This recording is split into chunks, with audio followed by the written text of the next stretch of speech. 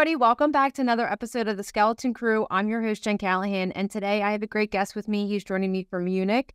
His name is Dominik Maurer, and he's joining me from a company called Bonescreen. And they're talking about all things bone-related and what they're using to help detect osteoporosis in different radiology tests that are being performed. So, Dominik, thanks for being with me today. Pleasure to be here, Jen. Thanks. Yeah. So, I'm going to leave you to talk about the technicalities of the company and kind of where you guys are currently at and then where you're going to. But first, let's start with you. And maybe can you give me a little bit of a background of yourself and how you found yourself being a CFO and a co-founder of this company? Yes, no, happy to. And thanks again for having me here. Yeah, I think it doesn't always happen that there's a guy from finance ends up in radiology. So I think my path was a little bit, I would say, rather unexpected when I, 2.5 years ago, met two of my co-founders, Jan and Anjani, who kind of had the initial idea of Bonescreen, turning Bonescreen into a commercial product, but realized that they also needed somebody to cover the business side. I was pretty fond of their idea right away, and I thought this could have a really big impact and really positively affect a lot of patients moving forward. So started to do this, kind of working a little bit with them on the side, trying to find some funding for the idea. And then once we got it, I've now been with Bonescreen full time since exactly 1 year, basically to date. And it's been quite a journey so far, I can tell you. Yeah, I'm sure. Leaving the financial world and then finding yourself in a radiology company. But interesting for sure. So let's move into Bonescreen. So products that have been developed to help with detection of osteoporosis. I feel like osteoporosis probably isn't talked enough about in the world in general. And it's one of those things that probably to someone who's not working with bone scans, like DEXA and things like that, it's not really something that's on your mind or on the forefront. But so let's talk about the two different products that Bonescreen has.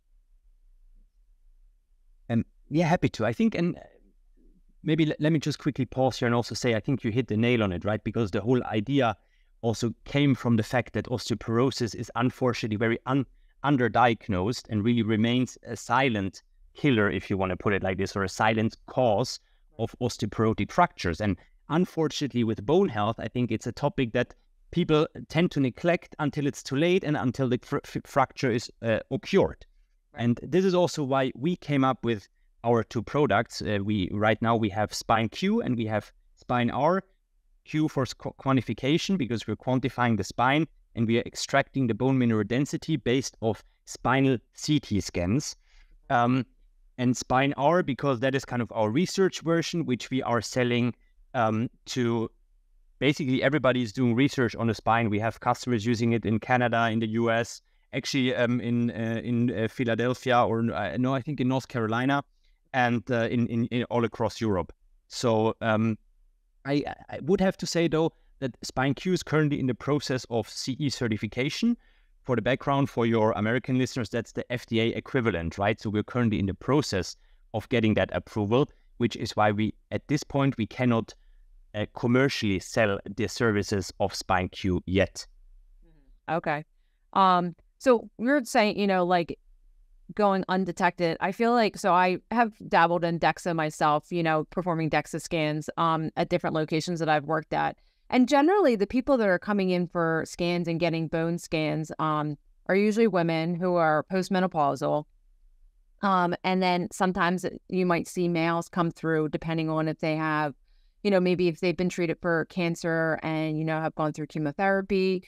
So like you said, it's pretty much you're getting tested and detections well after the fact of probably when you really should be. Maybe it really should be something that should be looked at for adults, maybe like 40 and up, or even in their 30s, you know what I mean? Like, it's never too late or never too early, I should say, to care for your body, right? No, I couldn't agree more. Exactly. And I think, you're preaching to the choir here, right? I'm myself in the age of 30, mid 30s. And I think this I think is also the kind of the idea behind Bonescreen, that we take any routine clinical CT scan and we opportunistically scan it on top of the original diagnosis. It could be completely unrelated to an osteoporotic fracture, but abdominal pain, for example. And we, on top of that, we screen the CT scan, we extract the BMD, and then play it kind of in form of a report into the PACS, so the physician or the radiologist could use that for an additional diagnosis on top. And we do classify between whether you're osteopenia or whether you're kind of highly osteoporotic. And depending on in which area you land, you already have a good indication of whether you should start taking preventive kind of action through, be that supplements, vitamin D, and kind of like doing more sports, things like this. Because unfortunately, I think we do live in times where we live a little bit unhealthy lifestyles. We do have demographic change. So people are getting much more old. And I think this is also, I'm sure we're going to touch up on this later, right? The idea behind Bonescreen taking, I would say, a preventive approach rather than, unfortunately, our healthcare system being very reactive. At least in Germany, it is the case. We're seeing some trends in the Scandinavian countries who seem to be at the forefront of more prevention. I don't think, I'm not sure what's your perception about the US, but I still think we live more in reacting rather than being proactive and taking kind of life into, or like health into our own hands. I definitely feel in the US, and especially since I've been having, since I've started with the podcast and speaking to many different people within healthcare, that the US is trending towards trying to do preventative medicine in terms of things related to cancer, probably just because cancer is so prevalent. I think it's so prevalent at this point because the screenings are better. You know, maybe you're possibly getting more CAT scans of something or x-rays, or, you know, I think that the technology there is just more advanced than what it was in the past. But again, so you're looking really more at like preventative measures towards cancer, but, you know, bone health is very important, you know, because it leads you down the path of like, what if you just fell down the steps, you know, maybe 2 steps and you broke your hip and you're like, why did I break my hip? Well, the person could have been osteoporotic, like you said, and didn't even know it because those preventative tests weren't done in place, and, you know, they didn't know to be taking their vitamin D, or, you know, how important, like not weightlifting. It sounds kind of weird, but you know what I mean? For to get bone strength, how important stuff like that is. Yep. I couldn't agree more. Yeah.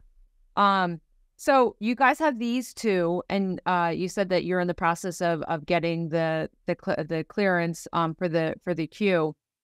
Are you guys trending in any other direction to move the company into maybe other areas for bone health? Because in DEXA scan, the 2 areas that we normally scan are the hips and then the lower back. So I'm not sure, like, would it possibly be used in CAT scans of the hips or, you know, pelvis region?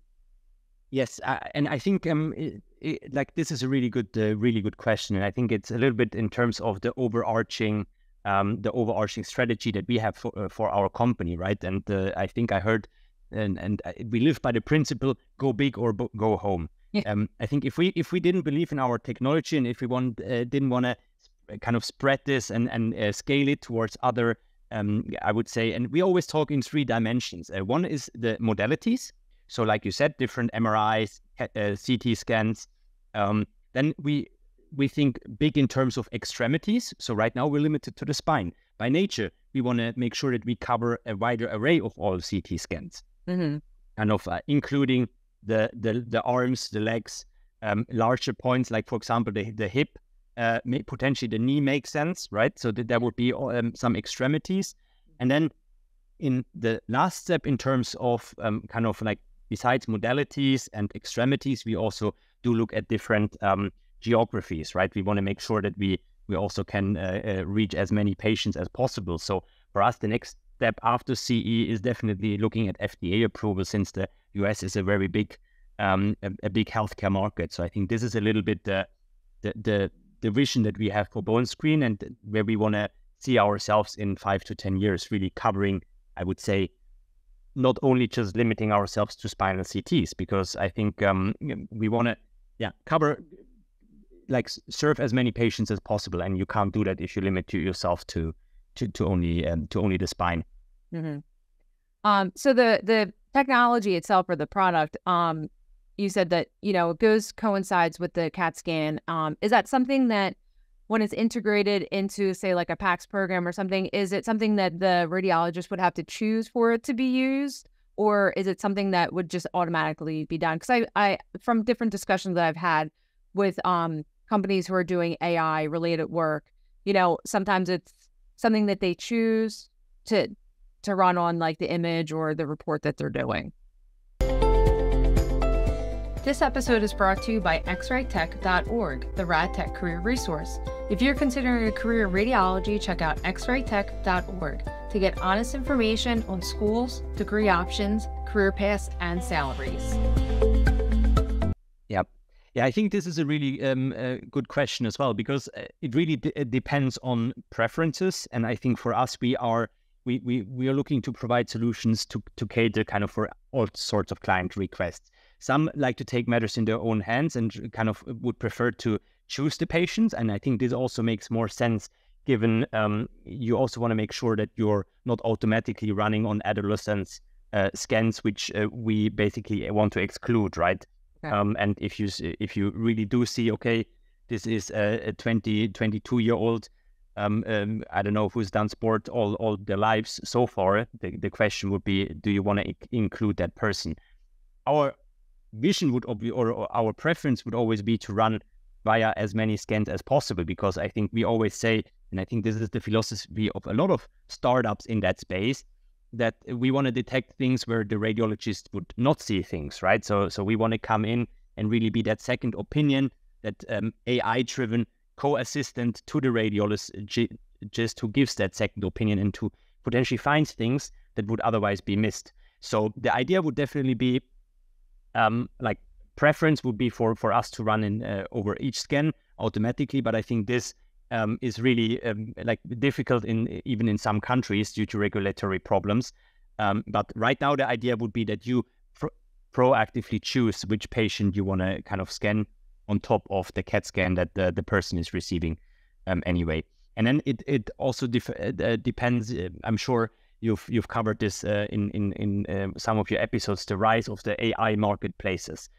So it also depends if you're kind of an app as part of an AR marketplace, and the kind of the radiologist needs to deliberately choose you, or whether you are kind of directly installed within the infrastructure of the hospital, be it on the hardware, kind of on an extra hardware, depending on data protection.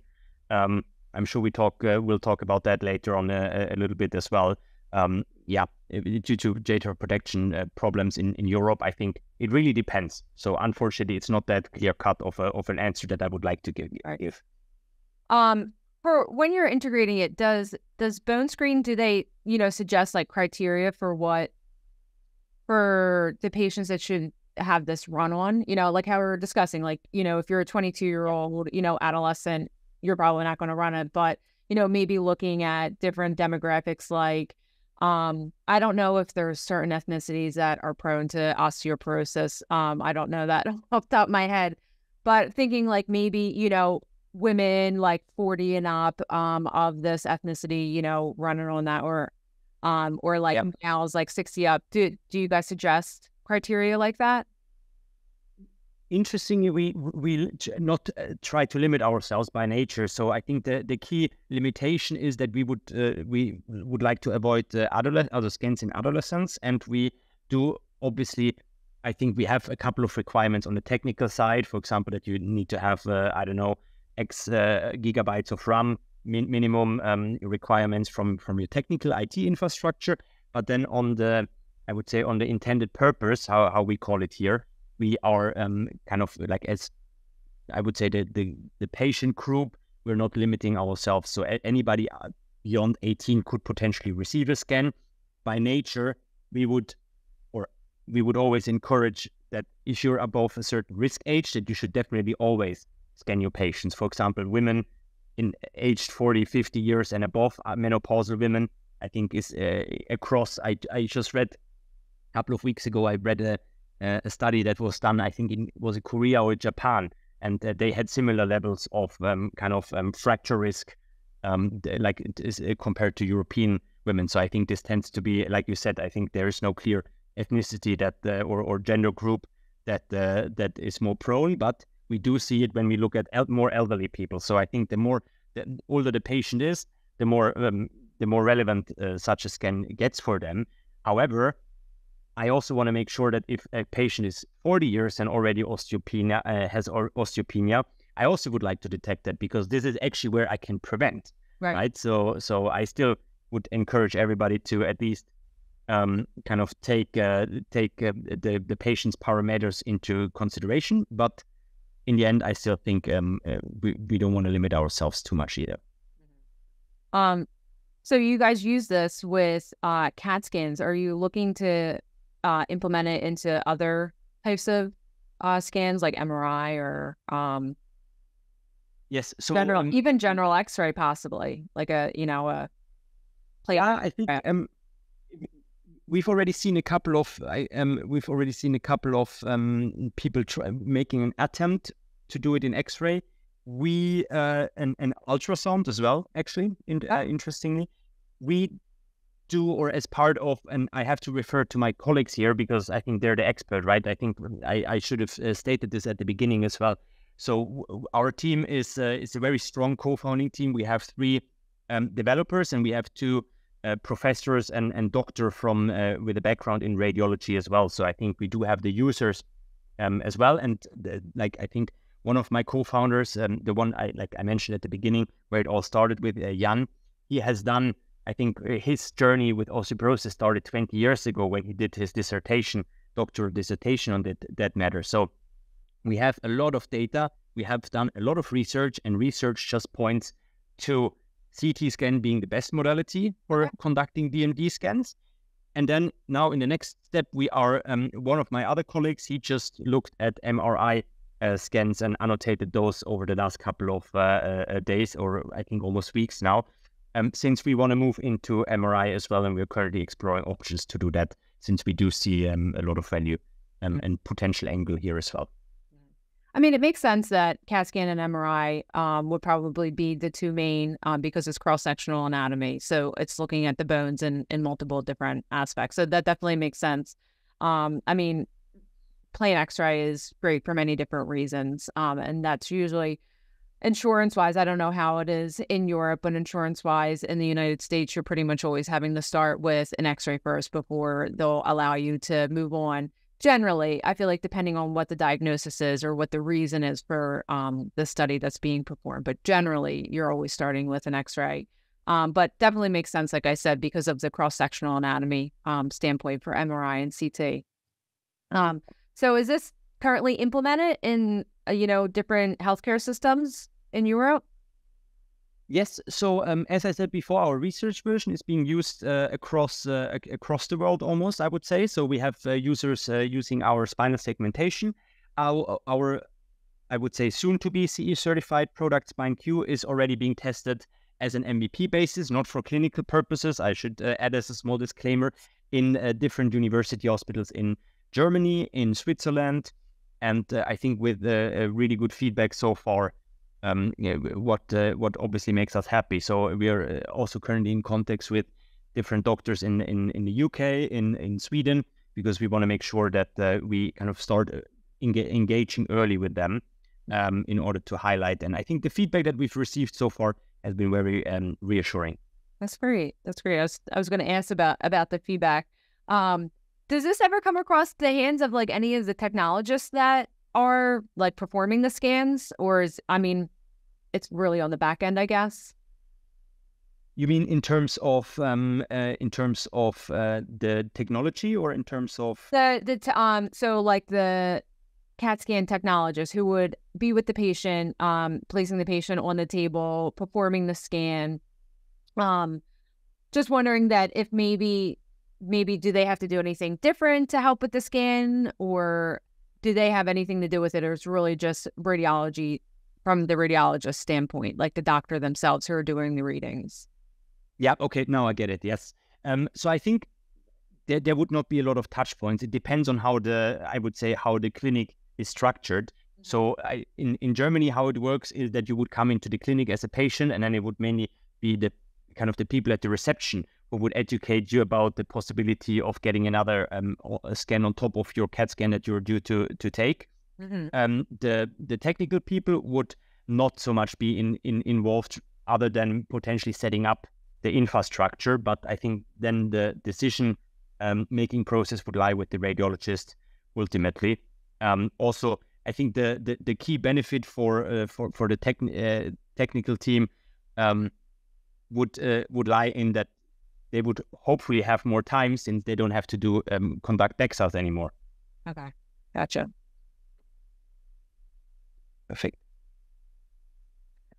So it sounds like you guys have developed a great product here. Definitely useful, where patients aren't having to get additional scans on top of something, that it can just be integrated with a scan that's already being done. Like you said, like, what if they're going to the ER for abdominal pain and the doctor there orders, an abdomen CT, then they can just look at the spine and, from there, if they do need something additional, but, it's being detected, which is awesome.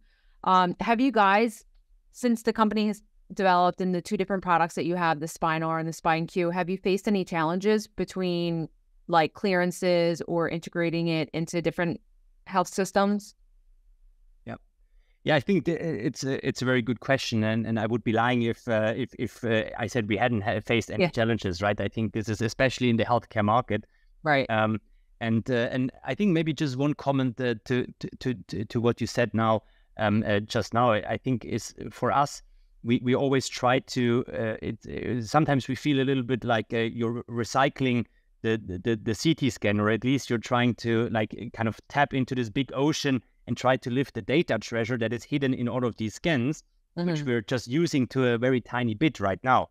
And by doing that, obviously you do encounter a lot of challenges in especially looking at governance structures across Europe, because I don't have to tell you how after you've also talked to a couple of European companies already, right?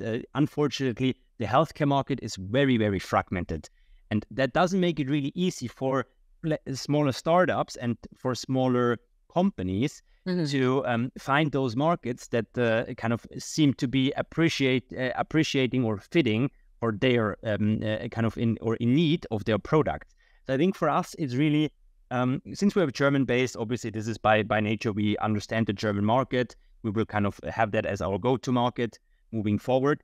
But we're already looking beyond, and I think here is a little bit of complexity sometimes, which doesn't make it easy, given you have insurance-based healthcare system, you have you do have national healthcare systems, so the fragmentation is very challenging, I would say.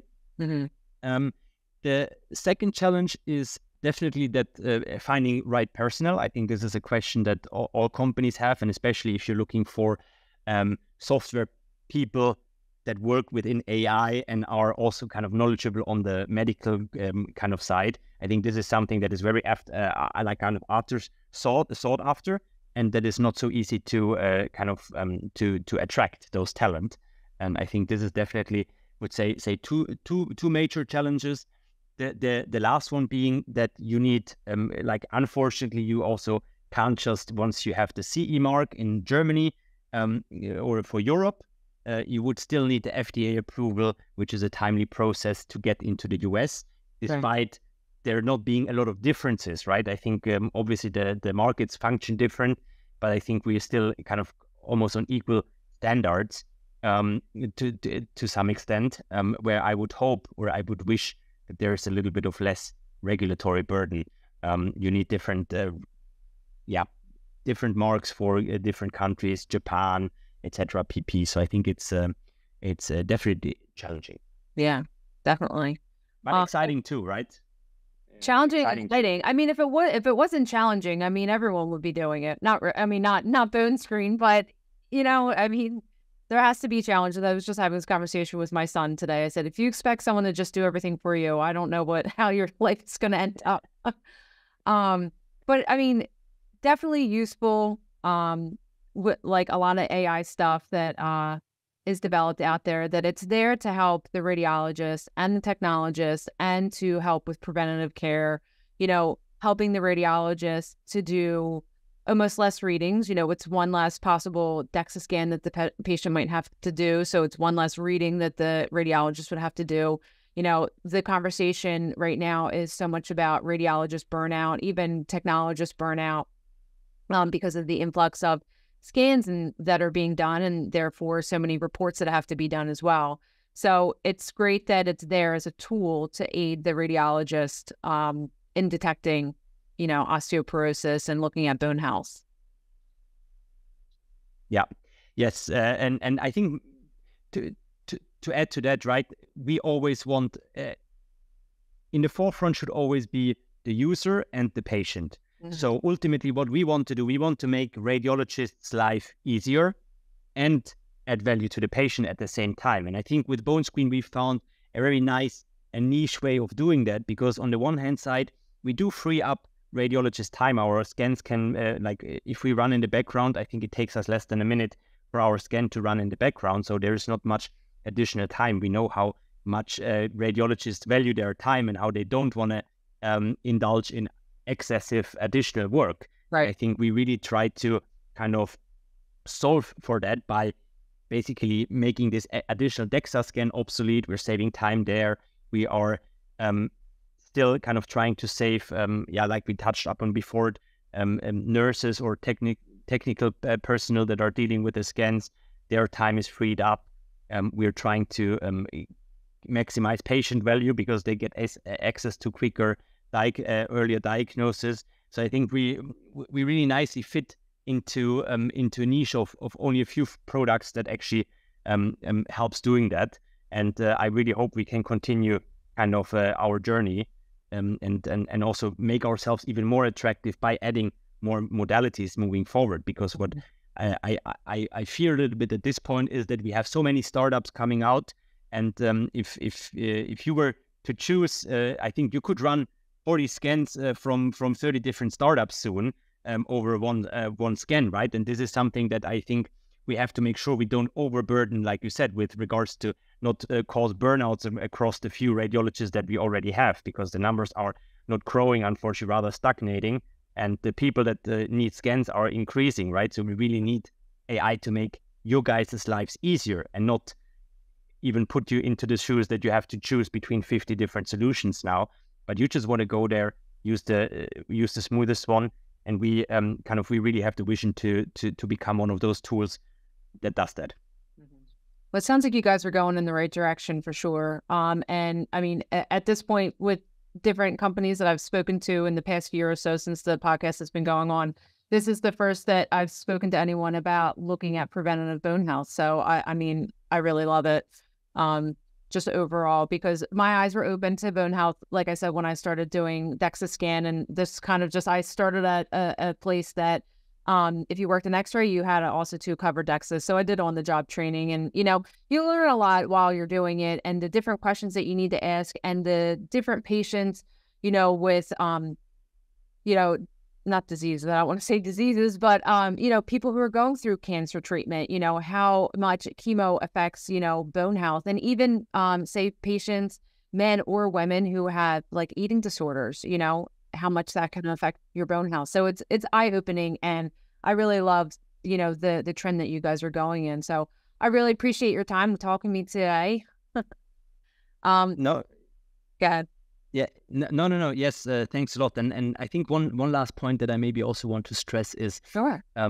To really give patients and users, I think, also the reassurance, right? And I think this will be a very important thing for everybody maybe listening to this podcast, keen on starting their own radiology startup at some point in the future. I think what really is important, and we've come to realize this now by talking to clinics, to radiologists, that you already bring in the evidence. So this might sound encouraging, right? But because one of my whole co-founding team, we've published numerous clinical validations, cost efficiency studies. So we have all of the the evidence backing up our claims. And I think this is one thing that whoever's listening and who feels like, okay, I've done a lot of research, I actually found something there. This should give you a lot of comfort to actually go out and maybe even try something like this yourself, or push out the ideas, because there is people out there that are looking for exactly that, evidence-based healthcare. And I think this really also is one of the points that distinguishes us from a lot of other startups. And if there's people out there who also have that, I think I always salute you, because I think this is really important, that we not lose kind of the evidence behind the claims. Yeah, I'm happy that you brought that up, because that's something I meant to touch on, that you guys have a slew of peer-reviewed journals or articles, and that's amazing. You know, that you're doing your own obviously your own research behind the stuff that you're developing, but how much peer review articles that you have is impressive. Yeah. No, thanks. Yes, we're very proud of that. All right. Well, everybody, this is Dominik with me talking about Bonescreen for bone health, and listening to our conversation. If you're not out there, you know, caring for your body and, you know, taking care of your bones, you should be. It's never too early to start, right? Exactly. Yeah. All right, everybody. We'll see you next week. Thanks for being with us. You've been watching The Skeleton Crew, brought to you by xraytech.org. On the next episode, join us to explore the present and the future of the rad tech career in the field of radiology.